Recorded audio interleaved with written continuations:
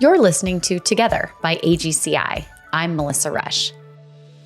Today we're chatting with AGCI's Director of Adoption, Latin America and the Caribbean, Sam Moore. I'm so excited to share a conversation about waiting children.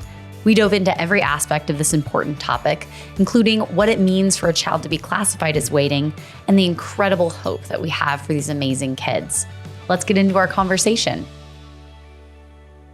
Well, Sam, thank you so much for joining us. I'm so excited to learn more about waiting kids and how we can all be better advocates. Definitely. I'm excited to be here. Thanks for having me, Melissa. Of course. So let's just start, at the very basic level. What does it mean to be a waiting child? Sure. So I know on our last episode together, we talked a little bit about, we spoke about the Hague Convention and we spoke about kind of that Hague process of how a child enters care, the various reasons that they might be entering care.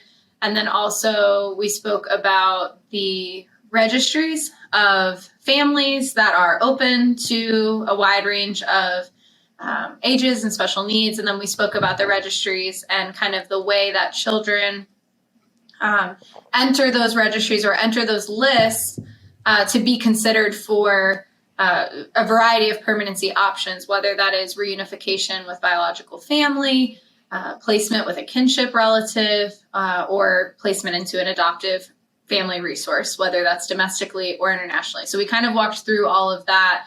And that's really where this question comes into play.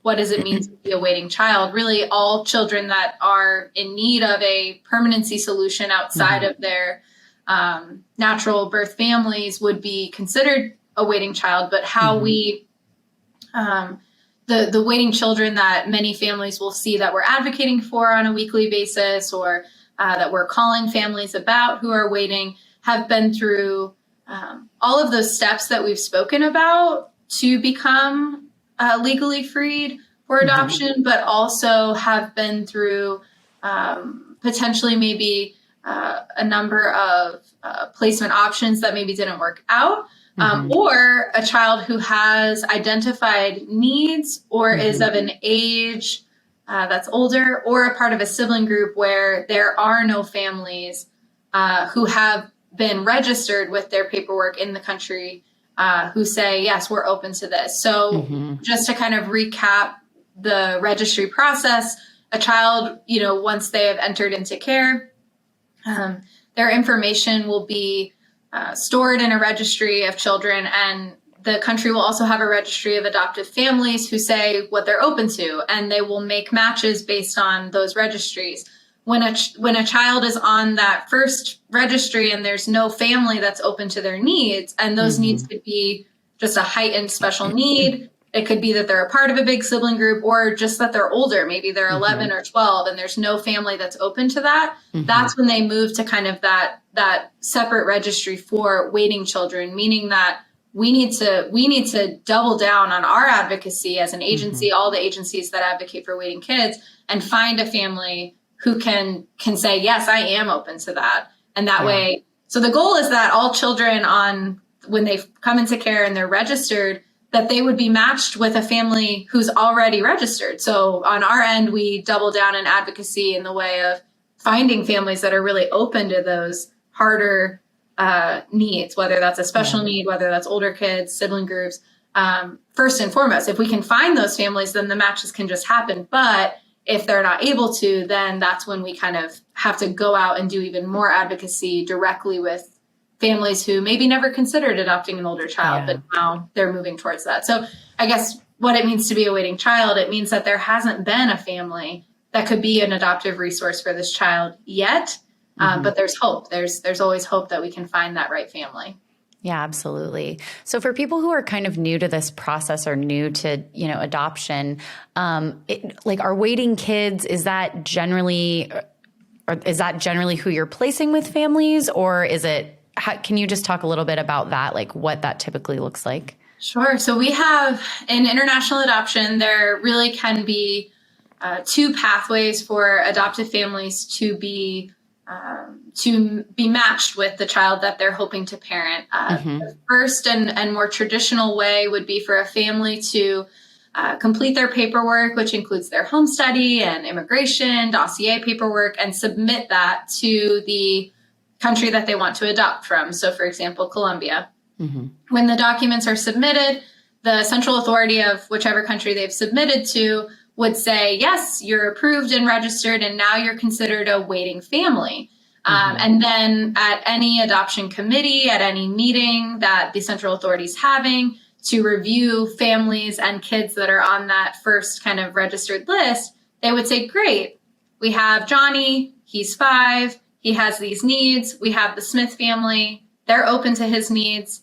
They've been waiting. Here's a match. And that's kind of the ideal way. If we had enough families who were open to all the needs of the kids, that would be the great way. But the other path would be through doing waiting child advocacy. And from the agency's perspective, calling families who maybe have been waiting a year, a little bit longer to be matched with a child. Maybe they haven't yet. Maybe they've expressed to us at the time of their home study update that, hey, we've been praying and we've been feeling really called to adopt a child a little bit older than we originally thought. Can we speak about that?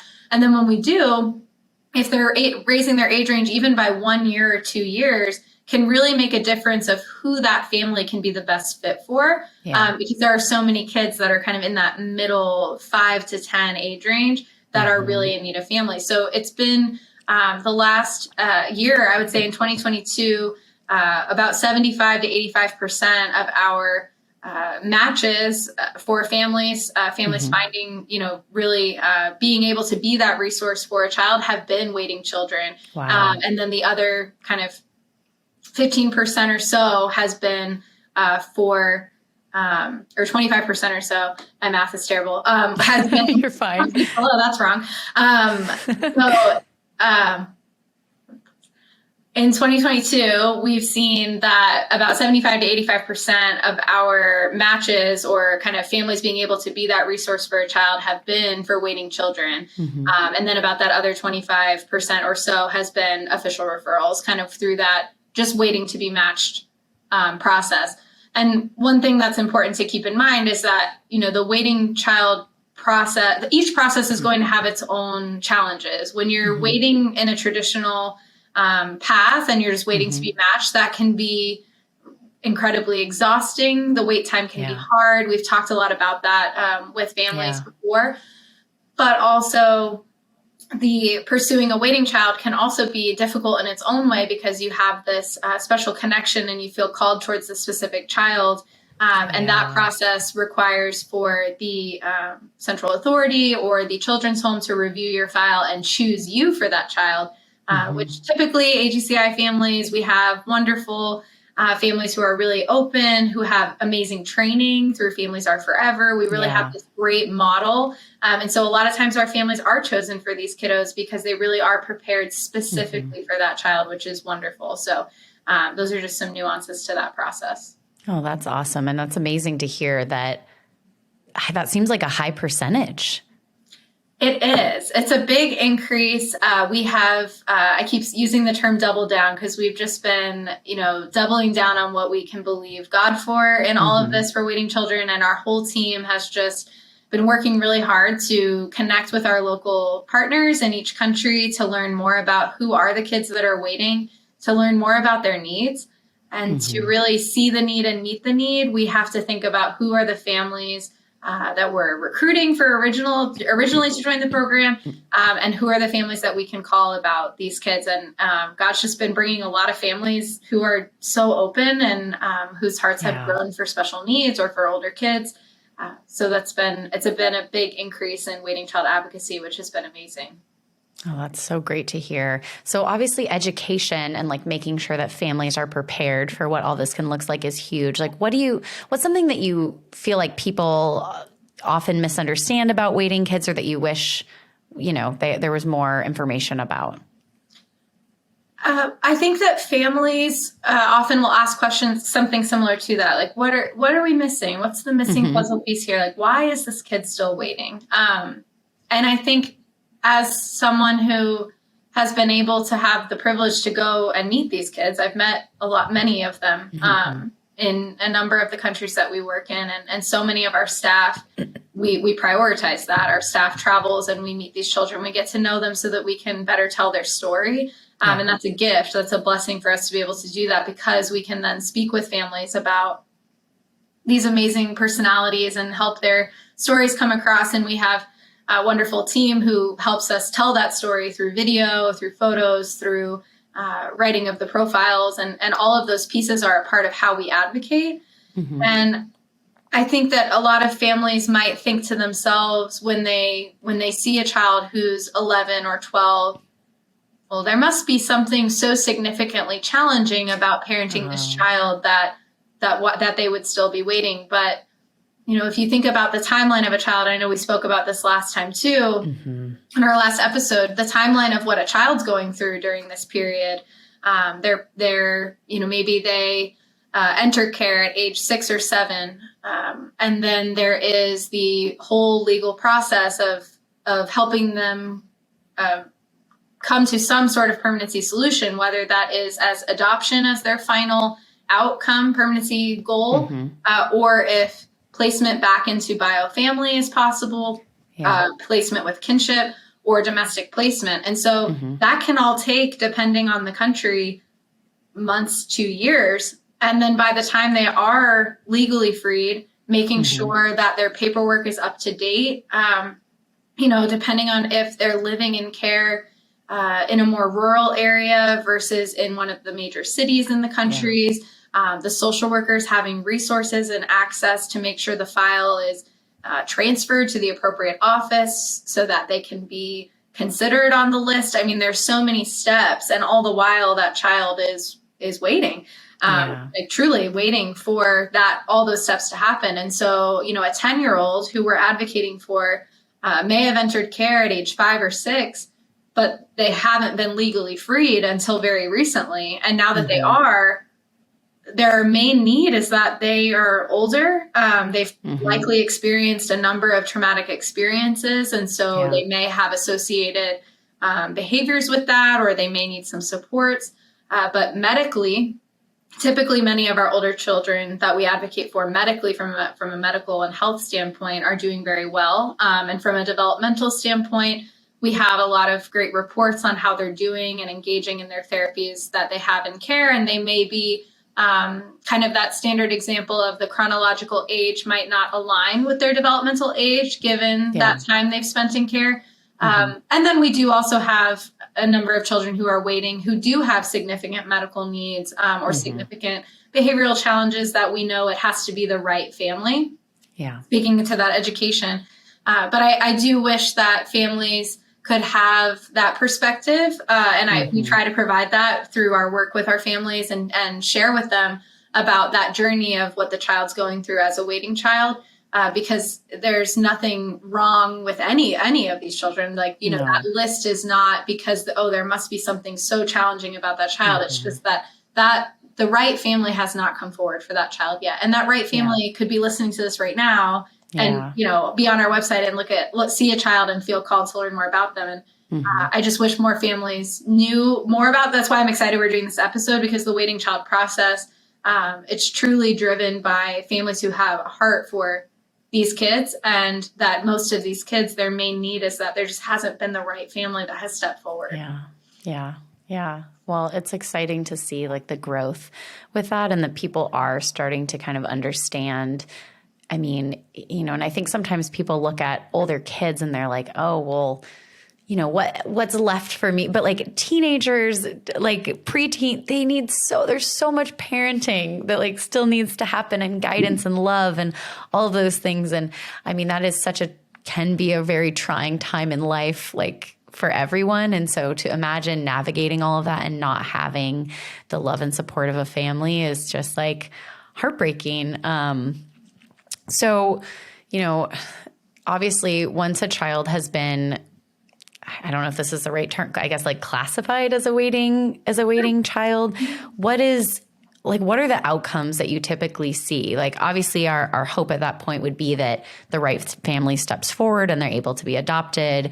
Is that what you see happen a lot of the time? What are kind of some of those outcomes that you see? Yeah, that's the goal. That's the hope, is that once we are made aware of a child, for example, that's living at one of the children's homes in Colombia, that we get, we get their information, we learn about where they're at, and we try to get to know them. So again, AGCI is really, really committed to, whether that's our partners in the country or whether our US based staff is also traveling and getting to know these kids, so we can best advocate and tell that story. And then the goal is that through calling families that we already have on our list, who we think, oh, they might be open, let's see, or just really through talking with new families who join our programs about the reality of who the kids are and what the needs are, the scope, I think has been great. And some of those outcomes that we do see are that families step forward,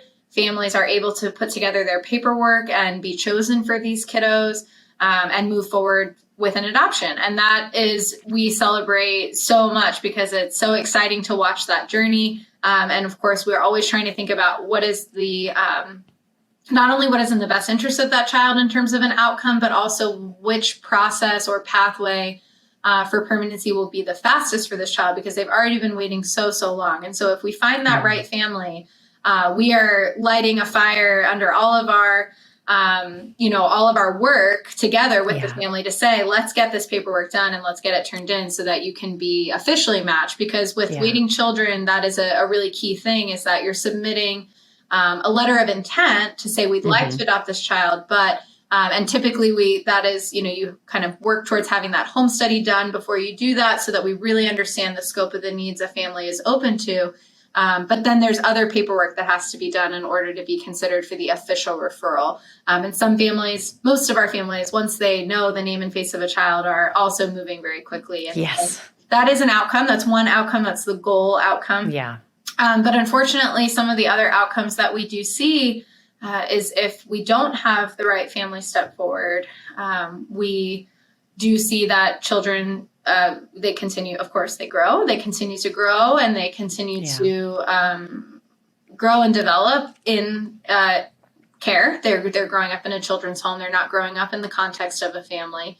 And so, we do have a waiting child that we've been advocating for a number of years. We advocate for him. His name is Brady. And we've all met him. We've all been to Colombia. We've spent time with this beautiful boy.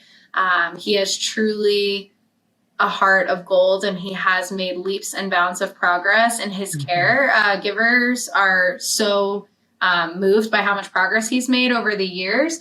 And our hearts are all moved for him and also breaking for him, because he has been advocated for as a waiting child for so long. And while some of his needs are certainly needs that the right family does need to be ready for, some of the experiences he has had have been hard, which, of course, as all the families that join AGCI's programs, and really anyone who kind of follows along on the podcast, we're all about TBRI here. Of course, from a trauma perspective, like, we understand where those behaviors are coming from. But his work that he has done over the last few years with his care team and his therapist has really brought him to a place of desire for a family, of understanding what a family context could look like. But that is an outcome that we try to avoid. We would prefer that, of course, we can try to find that forever family right away as soon as a child is legally freed for adoption and in need. But that is one outcome that we see, that oftentimes with, children that we can't find a family for, we continue to advocate for and we continue to push.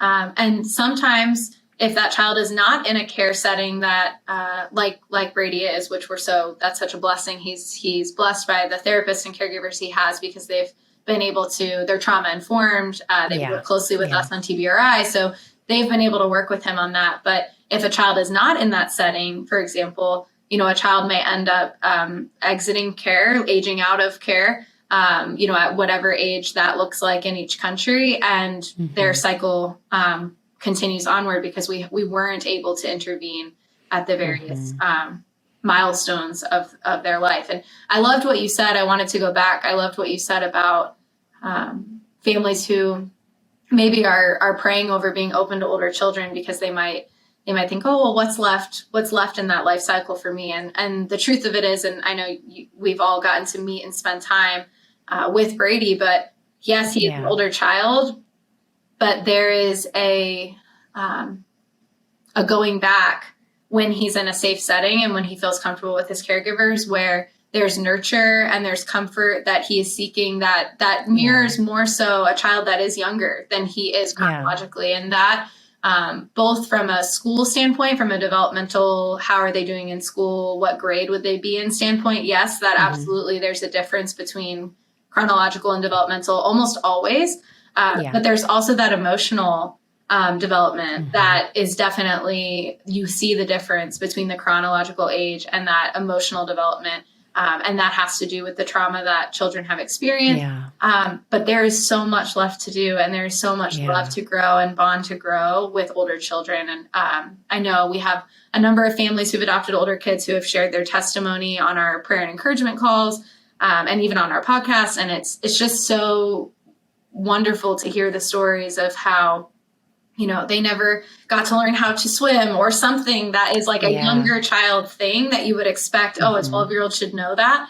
But they never had that experience. And that's a really kind of surface level experience. But it's one that stood out to me with a family one time that they were like, yeah, we thought maybe he would know, but he didn't. And then we got to teach him, and how, that healthy touch and that special time helps them attach and bond, because learning how to swim requires you to trust the person who's teaching you how to swim. I recently learned how to swim as an adult, and I remember freaking out. So I know that that's a very intimate thing, but to be able to let your guard down and let your adoptive parent teach you how to swim, even when you're 12, 13, 14, that's a huge piece of it. So there's still so much to be a part of in the lives of older children.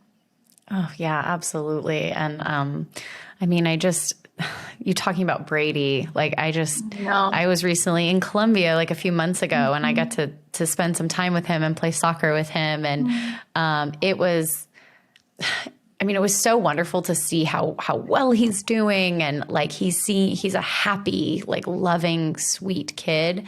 But then it also just totally breaks your heart that he's still waiting. And I am thankful he is getting incredible care. But it's not a family, right. And he has that awareness, that's something he wants and talks about. And that is, we pray that someone will hear his story and will step forward, and we will not stop fighting for him. But it is hard to watch kids, because that's the thing with kids. It's been a few years and they're doubled in size. They're, you know what I mean? It's like they keep growing. You can't freeze them in time. No. And he's made, like you said, we're grateful for the care, because he's made so much progress, which hopefully will help, the right family be able to meet him where he's at. But yeah, he has absolutely, I think, tripled in size since I met him in 2016. So I know that he is growing in so many different ways, and we all love him here, if anyone who's listening can't tell. But yes, we're praying, and anybody who's listening can join us in that prayer for sure. Yeah. And I also just want to, I love how you talked about like how there's so much more to do with older kids. Like it kind of shows you the fact that if you miss out on that healthy touch and connection and all of those things that we just, without thinking about, give to little kids, like that's how you interact with them. But that's just such a basic human need that if you miss out on that, like you still need that as a 12-year-old, as a, whatever age you are, like it's essential. And so the opportunity to walk with someone on that, I think is just such a beautiful thing. And, we could all talk about more like the value of parenting older kids and how much there is to do. Definitely. There's still a lot left in their stories. Yeah. So I know we've talked about Colombia. That's where Brady is, by the way, for anyone listening that wants to learn more about him. Call me. I'm here. Yeah, call us, please. He's wonderful. Is that something that's unique to Colombia? Where else are there waiting child programs? How does that, why would a country have that versus not have that program? Yeah, there's waiting children everywhere. I mean, really, in all the programs where we work, it's possible for us to be advocating for waiting children. In Colombia, their process is a bit more formalized. Bulgaria, countries that have had adoption processes with the U.S. or other Hague countries for a longer period of time tend to have a bit more of an established routine with waiting children. For example, if the list of if there has been 2 months and that child's been on, or 6 months, or whatever the time frame, every country is a little different. There's no family on the registered family list, then they move them immediately to the waiting child advocacy list so that we agencies can advocate, because the sooner the better that child is, really getting to join a family. But we see in other country programs who have maybe had international adoption for a shorter period of time, they're starting to connect with us and other agencies on that process and say, oh, okay, well, so we have these 5 kids and we don't have any families. So what should we do? And then we say, we will come and meet them, and we will get to know them and tell their story. Or if possible, can you, we recently did a training for all of our partners in Ecuador, for all of the children's homes in Ecuador, about how you don't need to have, fancy phone or anything like that to create footage, just how you interact with the child while that video is happening, even if it is, an older technology, which is totally fine. That's how I used to do half of mine when I go in. Honestly, I did most of mine on my personal phone, and it was pretty old school. But it's okay, because it's really about what you're witnessing, right? So sharing with the caregivers at all the children's homes in Ecuador, they all came for this huge training. It was incredible.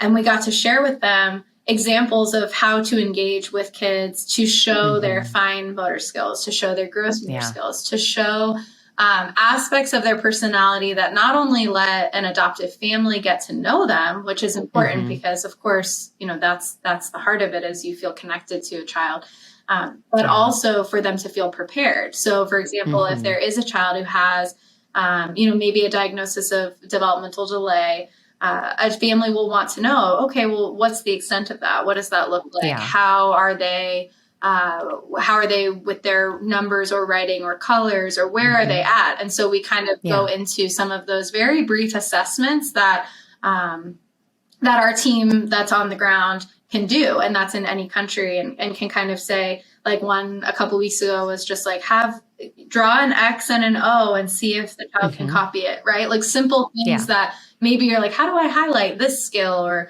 this? And it helps the families, because the families are like, we're in, but we just want to know how to prepare, right? And how to identify resources and speech and occupational and all the types of therapies.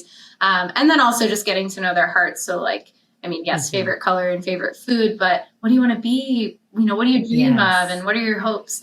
And those types of things. And so helping any central authority or any caregivers in those countries engage. They're amazing at engaging with the kids, but just capturing that engagement is important for advocacy.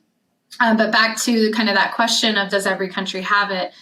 Yes, there will be kids who there are no families for. And so we as an agency really work hard to connect with our local leaders and local partners to say, okay, so they don't have to just sit and wait, though. I mean, they are waiting. That's definitionally they're waiting. But we can intervene here at this stage too, by making calls, by those emails that people get on Waiting Child Wednesdays and Saturdays, and that they really get to meet these kids, because getting to know them is how, like I said, it's kind of that heart of connection. That's how these families are going to start coming forward. So it's not necessarily a path that you choose. Families can join whichever program they feel most connected to. They can do their paperwork. And at any point during the time after their home study is approved, we can really say, let's start talking about waiting kids. And that child that family ends up kind of moving forward with may not be in the country they started in. We often have families transfer from Bulgaria to Colombia, or vice versa, or any of our programs, because they saw a waiting child that they felt called towards. And that is a huge win for us too. We support that fully. We actually do free waiting child transfers because we're like, yes, please, like go after the one, go after this kiddo. And so we love that. I'm so glad you brought that up, because I think that that's something that people can be like, well, this is the program that I'm in, and like this child is in Ecuador and I'm in Colombia or whatever it is. And that is something we so like encourage and support. If you feel called to adopt this child, or just even to learn more, like always just reach out, and we want to have those conversations. And something that I love is that we don't, all of this is a big deal. Oh, yeah. And we're not going to ever trivialize like the real struggles and needs. And so we want to make sure that a family feels prepared for, whatever that child is facing, and that they have the support and the education. And so I just think that if you're listening and that's something you're worried about, I just want to encourage you to just if your heart is tugging you in that direction, like just learn more. We want to have the conversation, and we will take all of your concerns seriously and give you all the information that we have. And we do take that seriously. Definitely. We have our whole team, from inquiry, who definitely is usually the first line of calls. But then also if you're already in process, we have our whole team of our case managers and our clinical staff, and you will have kind of wraparound support every step of the way, from that first time you even ask, who is Brady? Can I learn more about him? Or who is Christian in Ecuador? Another beautiful boy that I'm advocating for heavily, that we are advocating for. Who are these kids and how can we learn more about them? And then also we have, for anybody who's been through the process already, or if you're new to the process, we have a process of reviewing child information that is extensive, and it includes a very detailed transition plan where you'll work with a clinical staff member to speak through all of the resources that you might need at any point with this specific child. And it's a challenging exercise, but it's meant to be, because of course parenting will be, parenting that specific child will be challenging, and you'll need all of those tools in the toolbox. And so I agree with you, Melissa, like it's not just, oh yeah, you were only open 0 to 5 and now you want to adopt 4 kids up to age 12. It doesn't just go like that. It's a process. And anybody who's made that switch, we've had families recently make that switch, and it's been a beautiful thing to watch. First of all, to hear their testimony of how they feel God calling them to this, but also to see the work that they're putting in to be prepared and to be the best family that they can be for these 4 kids. That story is a beautiful one too. So families that are feeling that or feel called towards that, we will walk with you and we'll prepare and we'll work together so that it can be a successful. I mean, ultimately we want the best for that child, and the best for the child is a prepared and ready family. Absolutely. Absolutely. So we've talked a little bit about how we advocate for these kids, but can you just speak a little bit about like how the process is? Like, how do you find out like about these specific kids who maybe, are going to need some more advocacy efforts? And then kind of like, how does that process look like from start to finish? Like you hear their name and get their file. Like, how does that all work? Sure. Well, one example is we were recently in Ecuador in March, and we got to meet some of these amazing kids. And our team, we have team members that are on the ground in each country, every day doing the work, getting to know or working with directly the central authority, the children's homes directors, all of those people that are all on the same page about advocating for children, right? That is, we're all in adoption. Yeah. This is all the goal. Or we're all in the process of advocating for reunification or permanency, a permanency goal, whatever that may be. But we do regular trips to these countries to meet these kids. And we also do trainings to help those caregivers learn more about how to highlight the stories. And so when we're there, we're able to meet children, and we're also able to speak with the caregivers, the directors, about how we have the families. We feel really confident about the families we recruit and the families we prepare, and how open many of our families are to needs and to age range and sibling groups, lots of openness to sibling groups. And so we share, the various profiles, redacted info about who these families are that we have. And their eyes are like, what? You have a family open to a 10-year-old? Like, we have 10-year-olds. Like, we've got them. Like, let's collaborate. And so connection, again, it's all connection, like connecting with these partners in each country and sharing kind of who the families are, the way we educate our families. That's huge. And so we share that information, and then we're able to establish more regular meetings or regular, kind of email communication around who are the kids that you just are every week. You're having an adoption committee and you have your family dossiers, and then there's no family for Sarah, whoever that child is. Send us Sarah's file. Let us get to know her more. Send us a video of her interacting with her caregivers, with her speaking about her hopes and dreams, however old she is, whoever she is. Let us get to know her, and let's be, focused on her. Let's figure out what type of family would be the best. I know in our emails that we send out about these waiting kids, those ideal family notes, if anybody on here has seen those emails, we're not joking around. Like, we're like, no, you need to be like this. We've met this kiddo and his sense of humor is off the chain. So you need to be a family who's like ready to have a good time, or whatever it is, or she's really shy and she loves to just read and have quiet time. And so a family is able to provide that type of environment, or maybe a family that's not already parenting, so that this child can be, the focus, because given their needs, that's important. Whatever those things are, because we've gotten to know those kids, because our partners know those children, we're able to really share their story better. And in a way that helps families really understand, am I the best family for this kiddo? And that, I think, we always say, like, we find families for kids, not the other way around. And we're really looking for those families that can be the best resource. So that's kind of how that process works. We get profiles of kiddos. First and foremost, we always look to see internally, do we already have a family who's registered who might be open?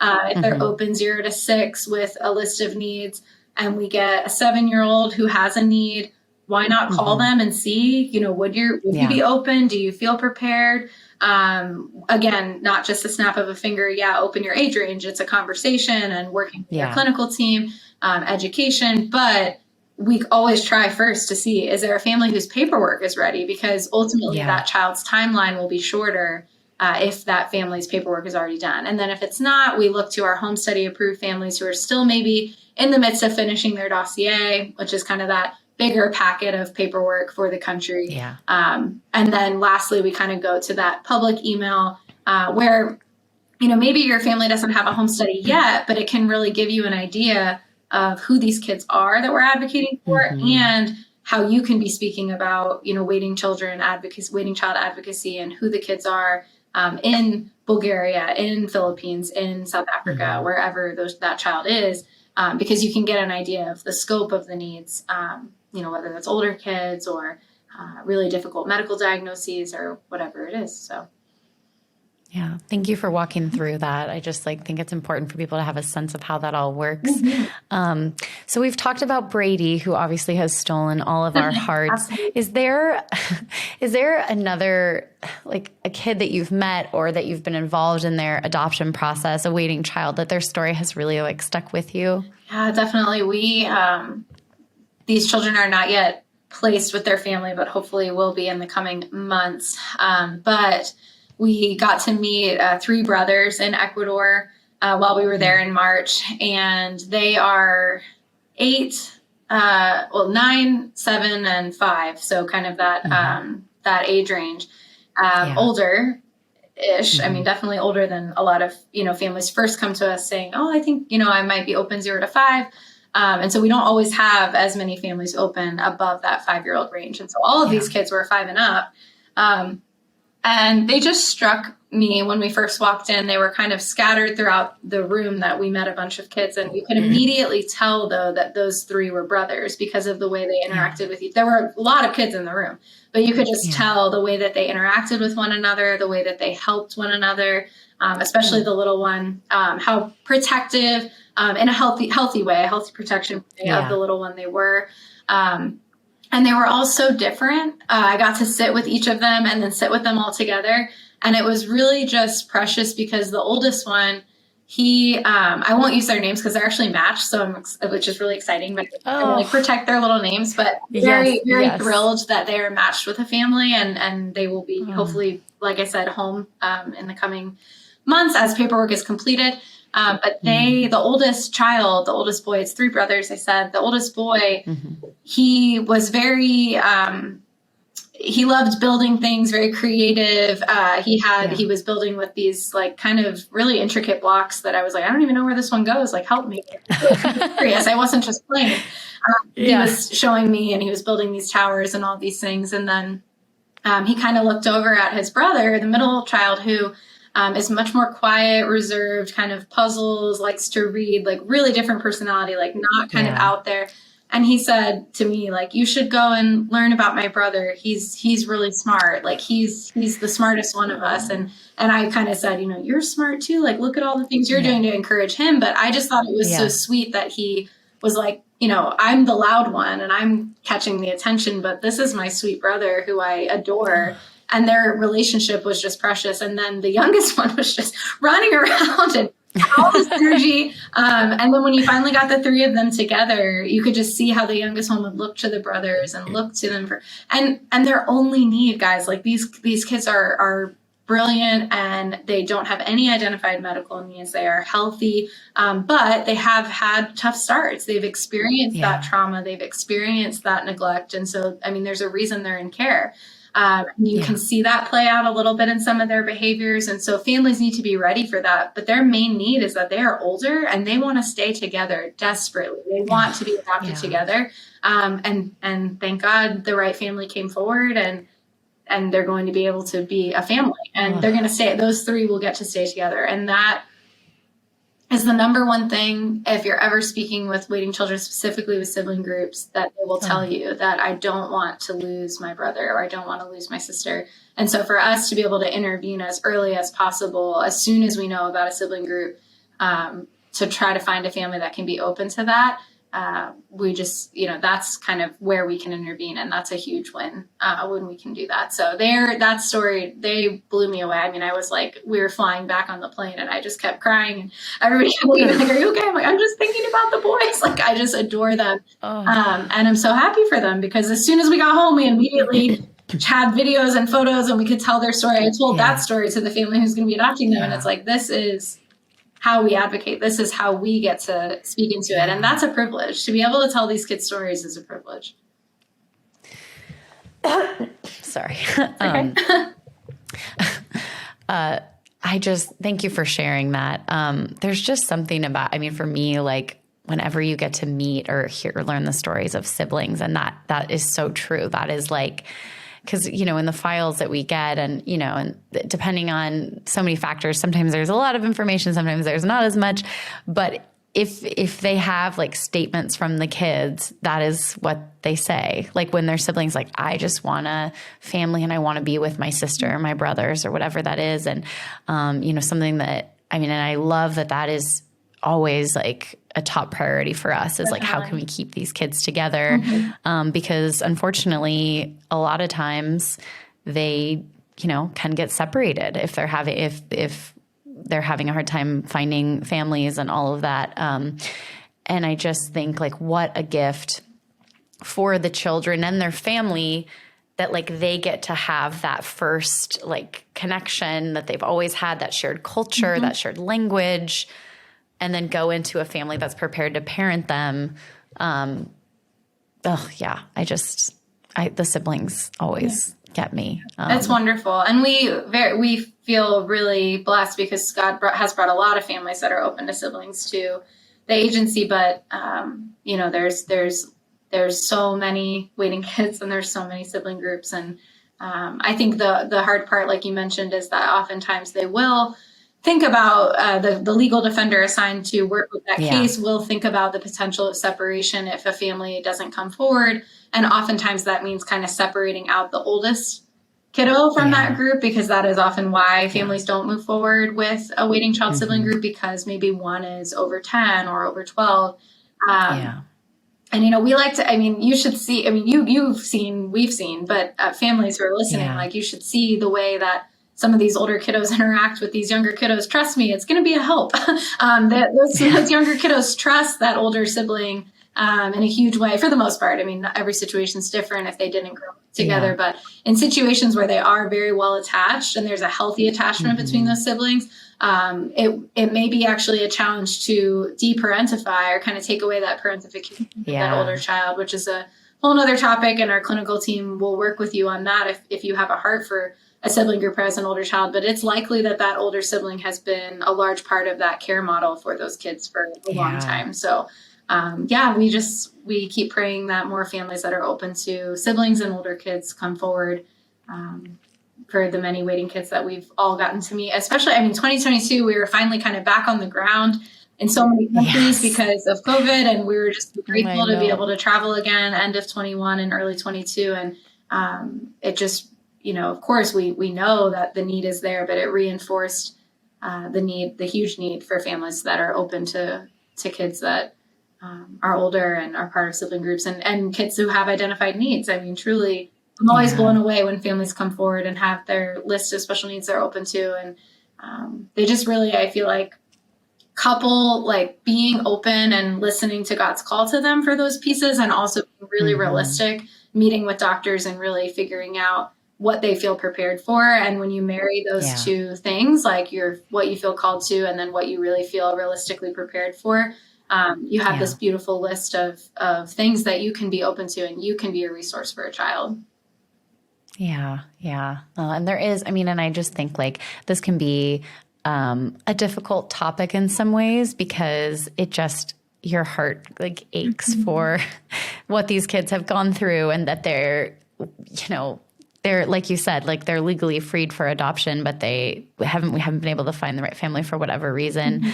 But there is also just like so much hope. And so, I feel like we're seeing, it's like the openness of families, but also still having that, that's just the reality. You do need to have the education and be prepared and like know what realistically this is going to look like. It's not just blindly going into it.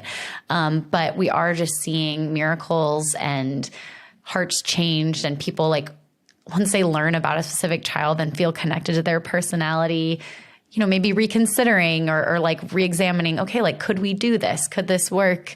And it's just so beautiful to see that happen. Yeah. I know you have a front row seat to that, which is so cool. I feel very blessed to have a front row seat to that for sure. It's little miracles every single day of families doing that same process and taking the time to really be ready, which is amazing. Yeah. Because as we know, like, love is so important, and it absolutely carries you through some of the hardest of times, but having the resources and education is what will get you to kind of that place as a family where you can all have that safety and attachment and trust. And that takes time, and families that are committed to taking that journey with a child, it's very humbling to meet families every day that are ready for that.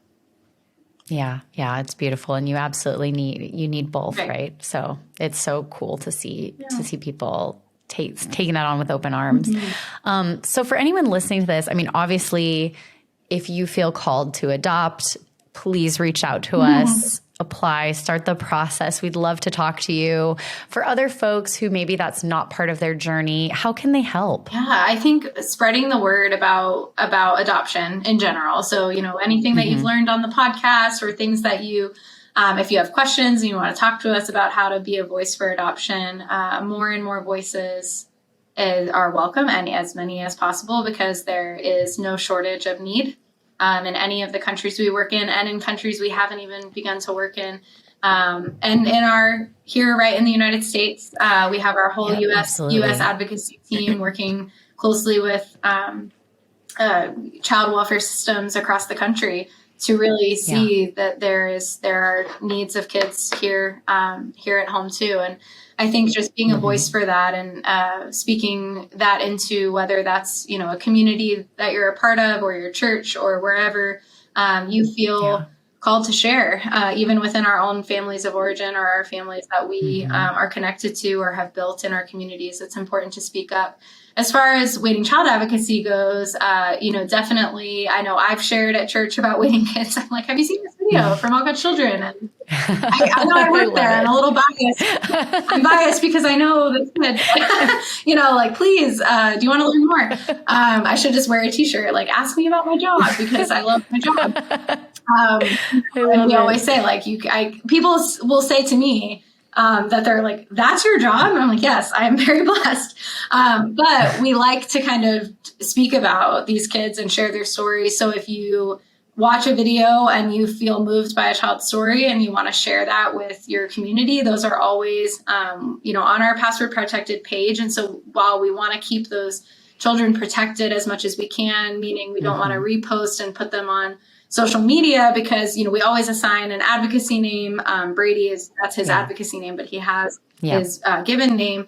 But a way to kind of share would be just personally, like, oh, you're at a dinner with some friends and some of them have been considering adoption. You might want to say, oh, have you heard of AGCI or any adoption? I mean, truly, like, we're all about any child, any place, but we feel like absolutely. If you're with a group of your friends who you want to share about adoption or share about, our waiting child advocacy, they can reach out. They can get, our password to the waiting child page, again, to kind of help protect these kids. But if they're engaging with our inquiry team and showing interest in the adoption process, then we're happy to walk through that with them.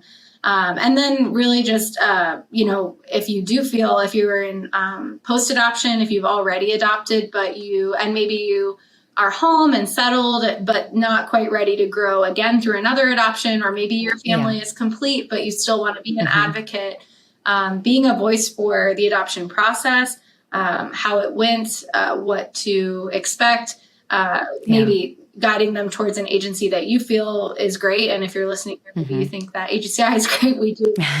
We want to be able to walk with families through that process. And so if you can, speak about it and refer them, especially for waiting kids, like, oh, well, if you're thinking about adoption, there's no shortage of need in any of the countries. And so just kind of sharing about those pieces can help. We even have families who say that support and partner with us financially in advocating for waiting children. So they say, our family is complete, but we feel really strongly about advocating for waiting children. And so any family that comes forward that wants to adopt this specific child or any child over the age of 7 or whatever it is, we would like to offer a grant. And so we have grant opportunities, and that will always be noted in our emails and our communication. And actually we've had a number of really generous donors who wanted to partner with us financially in that way to advocate for waiting kids recently. And so during the month of July, we are going to be kind of having a special grant for families that enter the programs that are open to children 7 and up, just because we really believe in advocating for those older kiddos and those school age kids. So things like that, we're always welcome, and pray for these kids. If you see the video, pray for them by their advocacy name. We call them that internally too. And mix up their name. We call them, like, we'll give their given name, and then we use their advocacy name like as a middle just to refer. But we choose those advocacy names like very lovingly because we've gotten to meet these kids. So, for example, one of the children that we're advocating for, I think it went out yesterday, is a 12-year-old boy, and he loves soccer. And so we picked like a name of a soccer star that he enjoys. So we really do try to keep it connected to that child. And as soon as you inquire about those kids, we are able to share their given names, but we just try to protect them. But all to say, definitely keep those kids and praying for them in mind, because all along the timeline, I always say this, families are waiting to have a child join their family, but these kids are waiting too. And they're waiting for you. So call us. No, just kidding. We'll leave all that to marketing, but really, we're happy to speak about them. Thank you for sharing that, Sam. And I just want to also just emphasize the grants. And there are so many help, so many options. Through AGCI, but lots of other organizations as well that want to help families who feel called to adopt.